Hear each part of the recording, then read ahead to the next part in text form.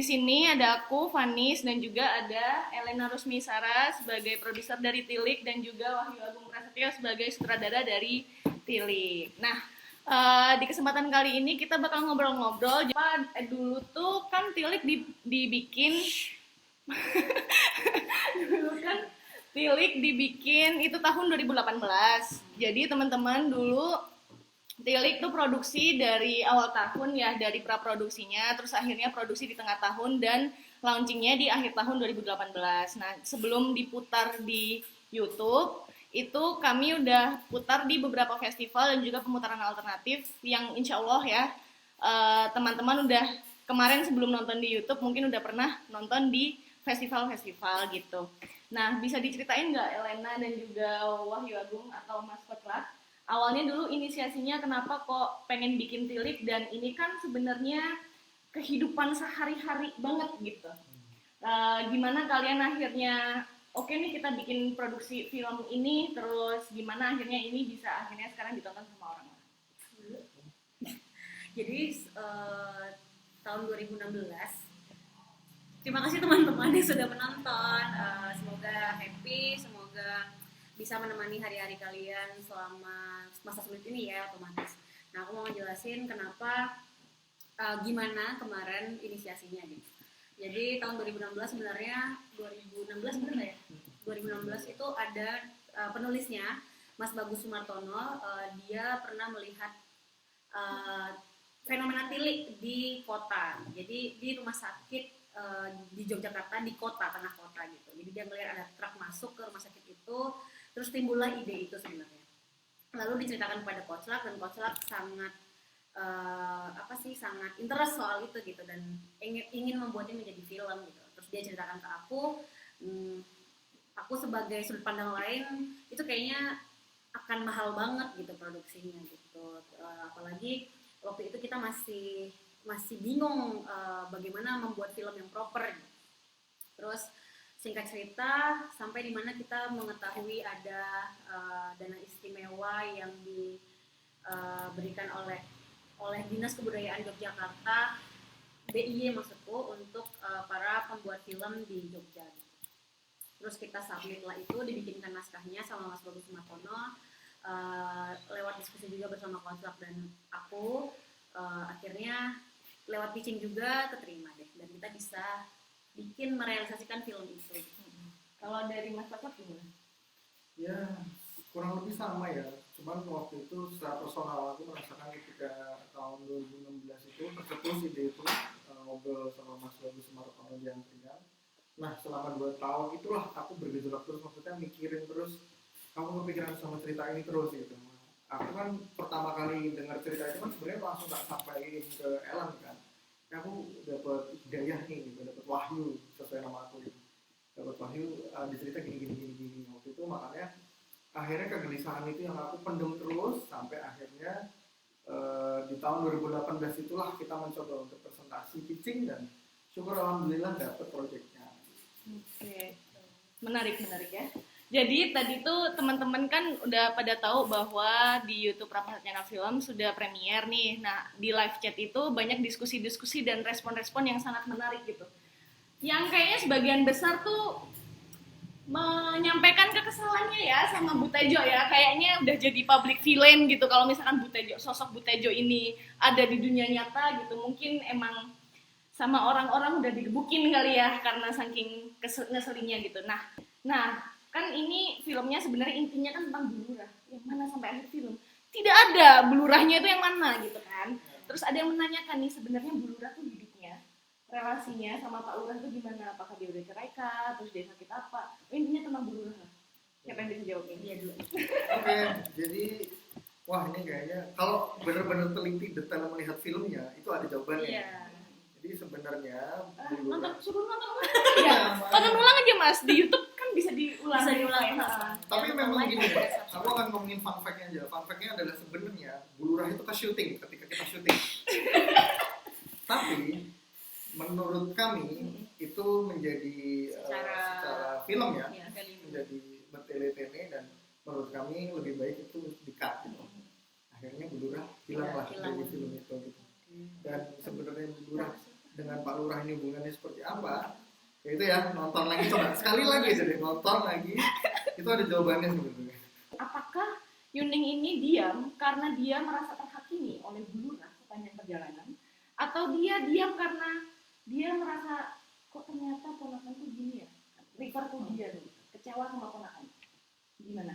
Aku sih sebagai sutradara akan open perspektif dengan itu sebenarnya, tapi kalau dari aku untuk menjawab ini, itu semua yang disebutin barusan itulah yang dirasakan sama Yuning. Oh, Jadi berkecamuk berkecamuk ya. banget gitu.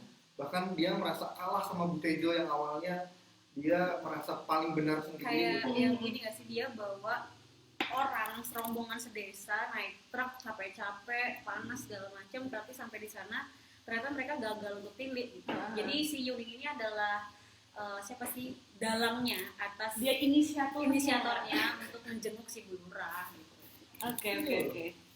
Jadi ya gitu. Sebenarnya rasanya itu lebih dari dua rasa tersebut gitu. Iya sebenarnya. Lebih berkecamuk lagi. Jadi Bahkan dia dihakimi sama nggak cuma Bu Tejo, tapi orang-orang bahkan si Gotrek pun kan ikut menghakimi. walaupun tidak secara langsung ya. Ya. Ini nggak ada dialog dia, ini nggak jadi pilih Bu Lurah, Bu dia bilang banyak kemudian itu kan secara nggak langsung Menyindir ya? buat mentalnya Yuning itu jadi Ngapain aku nyetir jauh-jauh?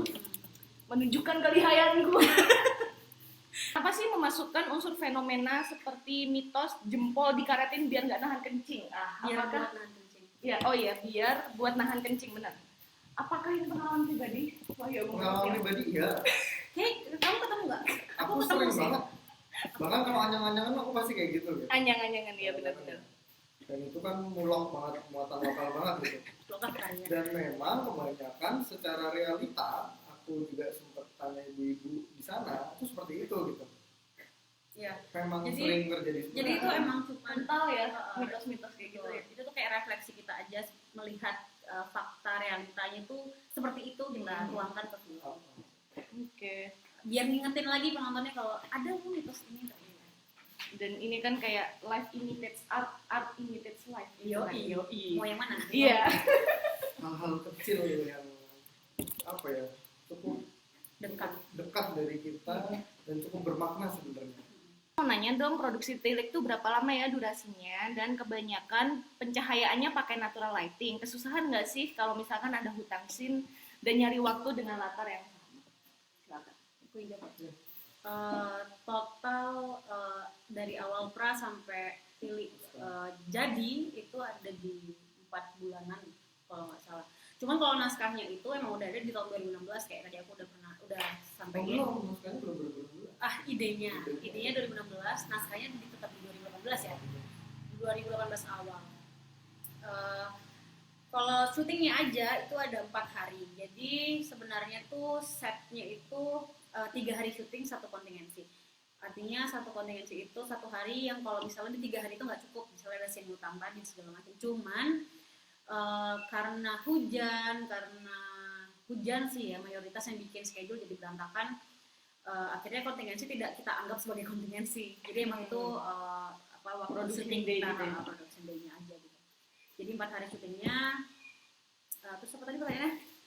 Apa tadi? Oh kalau ada utang scene. Oh gitu. ya, gimana Nah, menyamakan latarnya? jadi kita memang udah ngeset diri kita semua itu untuk tidak ada utang scene, tidak ada retake setelah 4 hari itu tidak ada. Jadi emang mau nggak mau kalau misalnya emang ada yang kurang segala macam tidak akan di retake. Dan Itu salah saya. iya itu salah. Rasionya berapa sih? Iya. Lupa aku. Berapa ya waktu itu? Nggak sampai 7 kan ya? Enggak. Ada take yang beberapa kali take ya. Yang aku cuma ngambil sekali take dan menurutku udah oke gitu. One take Iya. oke. One take oke gitu. Yuk kita next gitu. Makanya itu salah satu intinya membawa aktor profesional, kru yang proper dan alat yang proper itu membantu schedule juga ternyata. Iya. Membuat kita jadi nggak buang-buang waktu lah intinya gitu. Walaupun ada hujan dan segala macam. Bagaimana proses pembentukan karakter masing-masing tokoh di film Tilik? Terima kasih. Oke, untuk bagaimananya sebenarnya ini kan awalnya yang nulis Mas Bagus Sumartono ya. Jadi baru turun ke aku dan aku ngasih treatment untuk nebelin dan meruncingkan ceritanya gitu. Dan sebenarnya waktu itu kita diskusi bahwa siapa-siapa aja yang sebagai karakternya dan bagaimana karakter-karakternya. Oh, ini ada Iya. ada Maaf ya yang teman-teman ya. Ada yang merayakan lagi 17 Agustus. pawai 17 Agustus. So, mereka ingin ngomong, itu pilih gitu kali ya. Enggak ya? Silakan. Ya, jadi waktu itu kami nge-build karakternya adalah sebenarnya aku dan Mas Bagus Sumartono itu memberikan bareng dan semacam metakan gitu orang-orang yang biasa muncul di bagian hidupnya orang tua kita dan bagian hidup di kita. Dan Bu Tejo ini sebagai orang yang menurutku pribadi dan menurut kami pribadi waktu itu pasti selama hidup menemukan orang-orang yang seperti itu di lingkungan manapun pasti Iya, ketemu gitu. Dalam Dan span pasti ada. ini ya. Dalam waktu kita lahir sampai Iya. kita meninggal ini paling nggak ada Betul. semuanya satu aja. Betul. Coba guys, refleksi guys. Bu Tejo. Siapa namanya Bu Tejo di lingkungan kalian guys? Nah, itu Bu Tejo. Nah, dan pasti dia punya sidekick yang akan membantu, ya, yang akan membantu pergerakannya Bu Tejo ini gitu. Dan di realita aslinya pun akan seperti itu gitu. Itulah Mbak Punyi ya, itulah yang diperankan oleh Mbak Punyi sebagai Putri gitu. Nah, ada lagi yang seperti Yuning yang ya jelas dia akan kontra dengan Bu Tejo karena Ditindas ya. ya. bagian ditindas. itu sebenarnya refleksi dari kami yang sebenarnya sebel juga sama orang-orang kayak Bu Tejo gitu. Nah, itu Yuning tuh mewakili kami lah waktu itu. Nah, sementara Bu siapa namanya? Putri, Yusam Yusam itu adalah orang orang yang yang netral.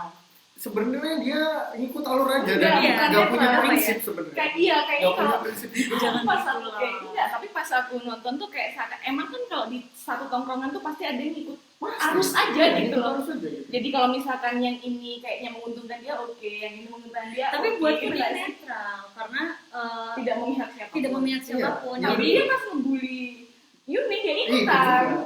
Pas Bu Iya. Tejo ngomong-ngomong ikutan kayak gitu Pasti loh. gitu. aku tidak merasa kalau aku sebagai produsernya ya aku merasa dia netral karena tidak ada tidak ada defense untuk membela siapa siapa itu nggak ada gitu kecuali dan dia tidak memberikan penyerangan balik gitu beda sama Putri yang emang belak-belakan ngebela si Tejo gitu.